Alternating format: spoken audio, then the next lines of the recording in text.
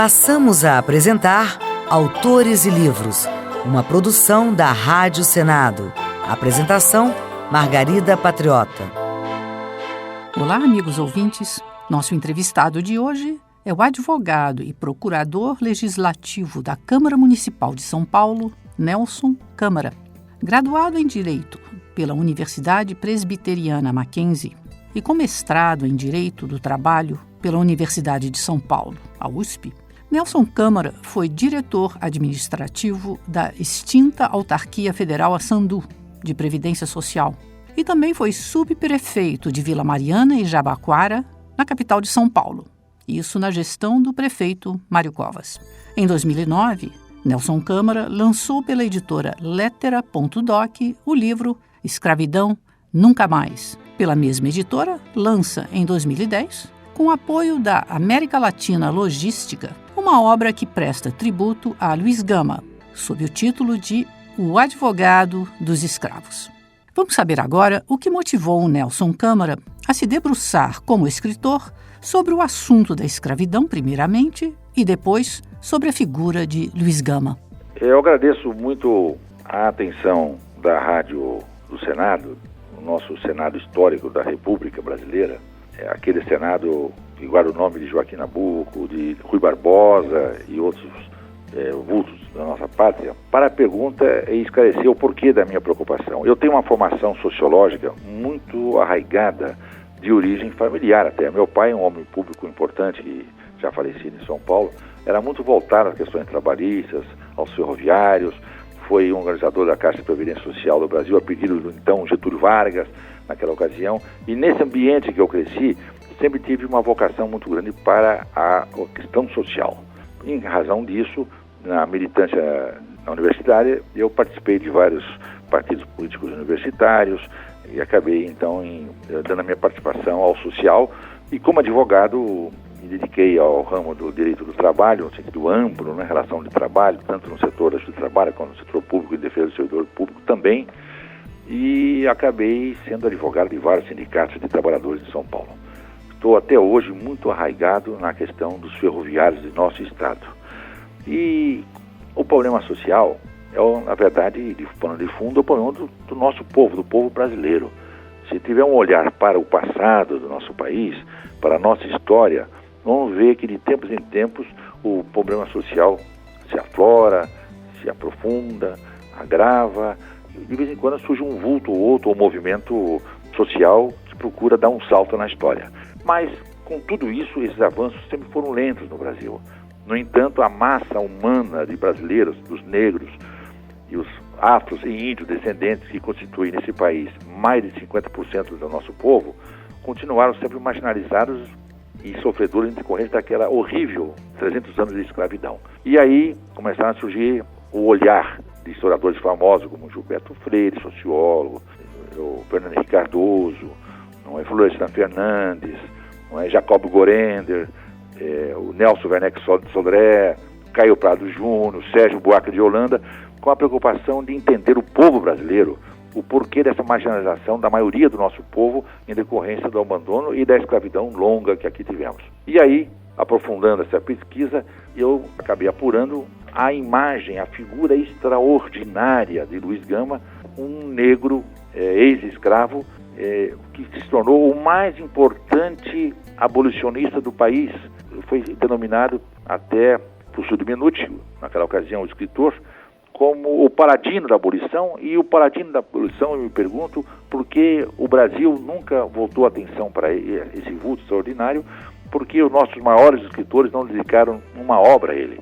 E aí, então, respondendo à pergunta que me foi formulada, diria que a partir desse questionamento passei a fazer pesquisas profundas sobre a obra, a vida desse vulto extraordinário, desse negro que nasceu, não em São Paulo, mas que nasceu em Salvador, na Bahia, e que veio vendido menino ainda com 10 anos de idade para São Paulo como escravo, e que depois, na fase adulta, por uma contingência do destino que eu poderia explicar mais adiante, ele acabou se tornando um homem culto, e demonstrando a sua própria alforria para as autoridades da então província de São Paulo, e se tornou, para temor dos grandes fazendeiros e gáudio dos abolicionistas, o maior combatente da escravidão nos tribunais de São Paulo, na imprensa que ele fundou, na imprensa satírica brasileira, o fundador, junto com o D'Agostino, italiano, e depois em parceria com o Rui Barbosa, não é isso? Aqui em São Paulo, fundou vários jornais satíricos, inclusive um jornal que acabou transformando posteriormente no atual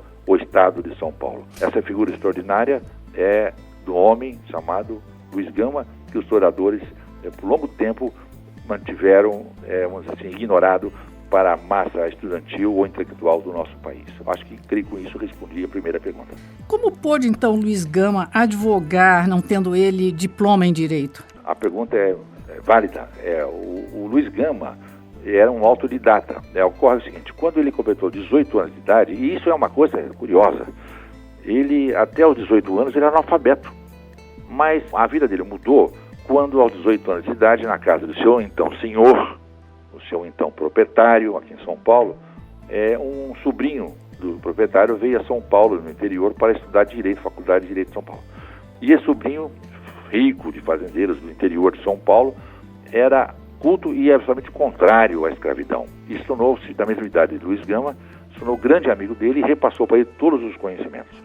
Vamos dizer que não bastava repassar os conhecimentos de português, de latim, de grego, de história, de humanidades, mas é que a cabeça de Luiz Gama era boa, era de uma inteligência superior e de uma maneira muito fácil absorvia todo o conhecimento, a ponto de ele então verificar pelo ano que ele tinha nascido no Brasil, pela origem dele, do pai e mãe, ele não poderia ser escravo e advogou em causa própria e conseguiu a sua alforria. Ele tentou entrar na Faculdade de Direito de São Paulo naquela ocasião, no Brasil Império ainda, a Faculdade de Direito de São Paulo, e no primeiro instante a mocidade acadêmica o rechaçou, não quis ao seu lado porque ele era negro, ex-escravo, e ele não pôde cursar a academia. Mas, mesmo assim, ele obteve do então governador da província, pela cultura dele, autorização para advogar como advogado provisionado. E montou banca no centro da cidade, né, então Rua da Sé, hoje Praça da Sé, e passou a advogar fundamentalmente ou principalmente para os escravos. Ele colocava anúncios no Correio Paulistano e outros jornais, colocavam anúncio escrito assim, advoga-se gratuitamente para escravos. Era ostensivo o anúncio dele. E esse anúncio nós fotografamos e colocamos no nosso livro para mostrar para o Brasil os anúncios que ele fazia. Pois bem, passado tão só 3 anos dele ter sido rechaçado pela mocidade da Faculdade de Direito de São Paulo, que ainda não se denominava São Francisco, né? No Lago, ela tinha outro nome, a nova geração de estudantes embebecidos na sua cultura, no seu destemor, no seu ideal, a mocidade nova, da jovem geração, passou a procurar em seu escritório, engajando-se na luta dele. E entre esses jovens, eu vou citar 3 nomes, pasmem os ouvintes: Rui Barbosa, Joaquim Nabuco e o grande poeta Castro Alves. O Joaquim Nabuco, como todos sabem, é lá de Pernambuco, e o Rui e Castro Alves da Bahia. Mas são chamados paulistas da Bahia, o Rui e o Castro Alves, pelo amor que eles sempre tiveram por São Paulo. Os dois se engajaram, junto com Joaquim Nabuco, na luta de Luiz Gama, fundaram aqui com outras personalidades, o sobrinho do então patriarca da Independência, José Bonifácio, o moço que era professor da Faculdade de Direito lá de São Francisco, de São Paulo, então, fundaram a loja maçônica América, uma loja maçônica centenária, e no livro trouxemos até um projeto de lei do jovem maçom Rui Barbosa, apoiado por Luiz Gama, em que todos os maçons ficavam obrigados a libertar de início todos os seus escravos. A repercussão começou a crescer muito na capital do Império, no Rio de Janeiro, do nome de Luiz Gama, a ponto de personalidades como o senador lá do Ceará, o José de Alencar, e escritor, né? Grande escritor brasileiro, José de Alencar, e o José Patrocínio, começaram a sempre aludir à figura extraordinária de Luiz Gama, inclusive o Raul Pompeia, também o grande escritor, que até no final da vida fez um discurso ao pé do túmulo do Luiz Gama aqui em São Paulo.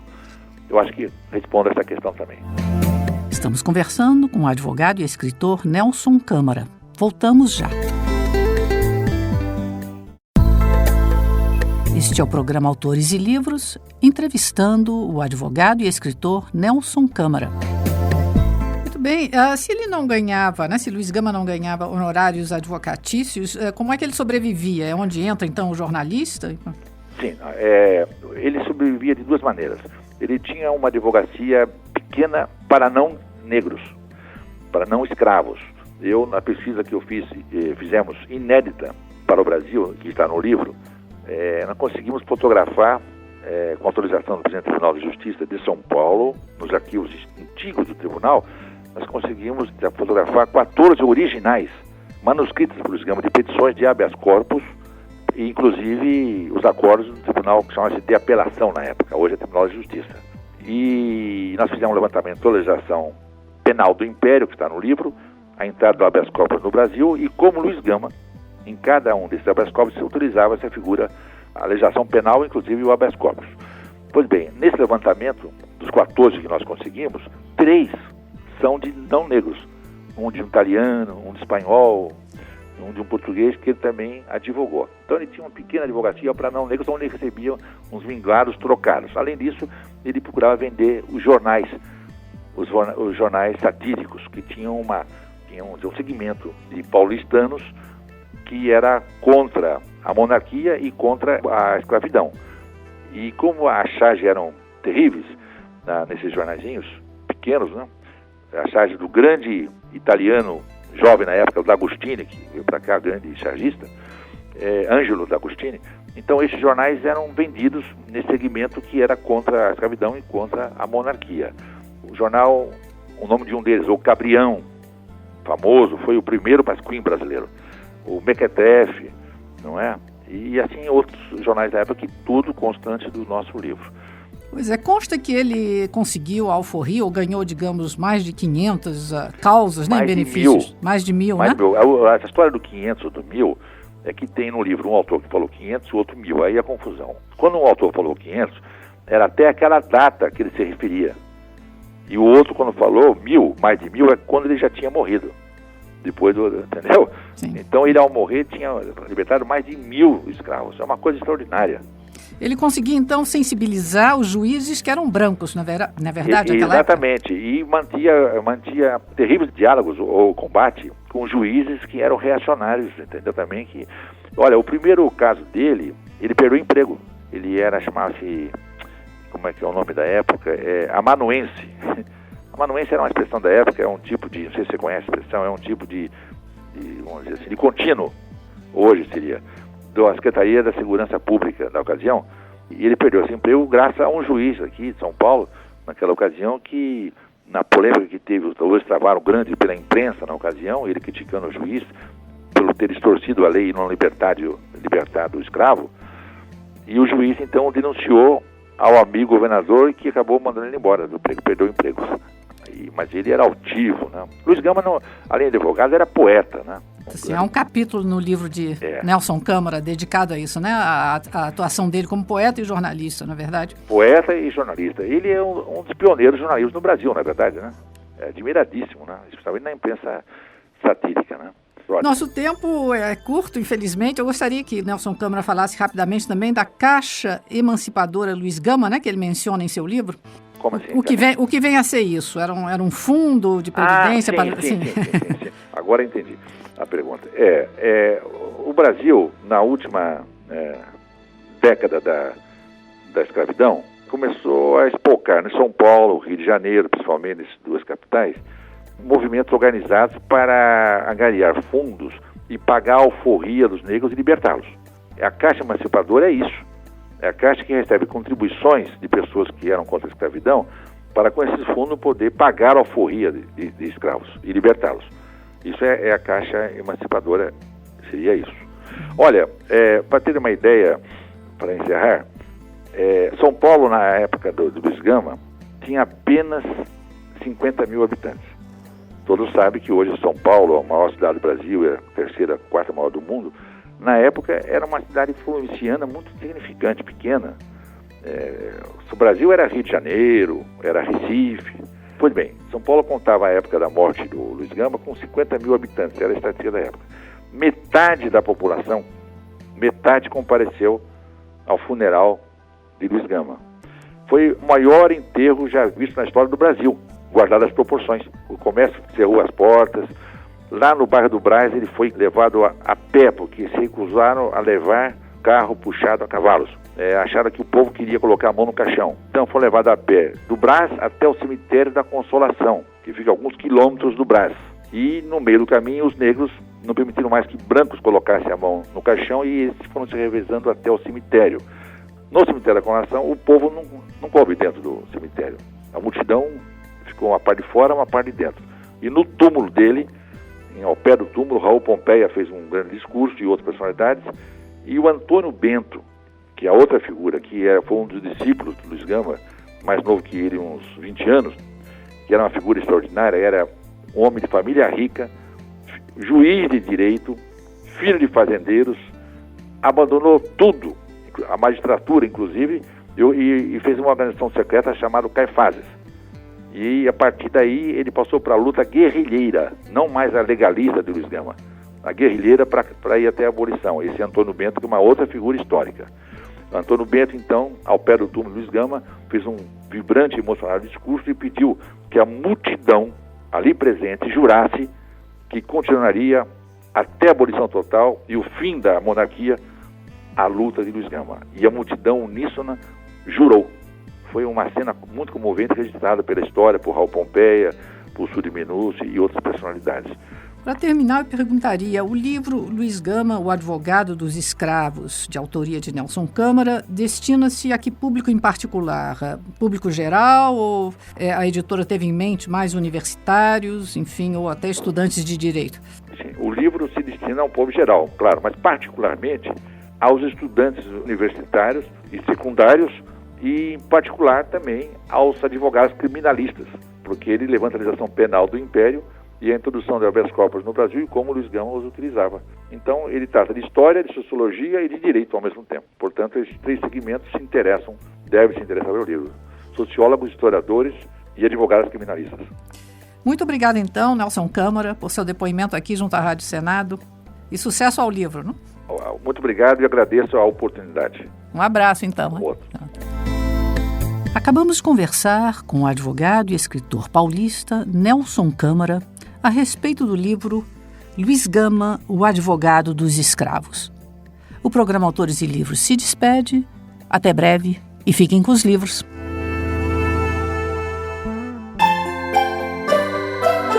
Acabamos de apresentar Autores e Livros, uma produção da Rádio Senado.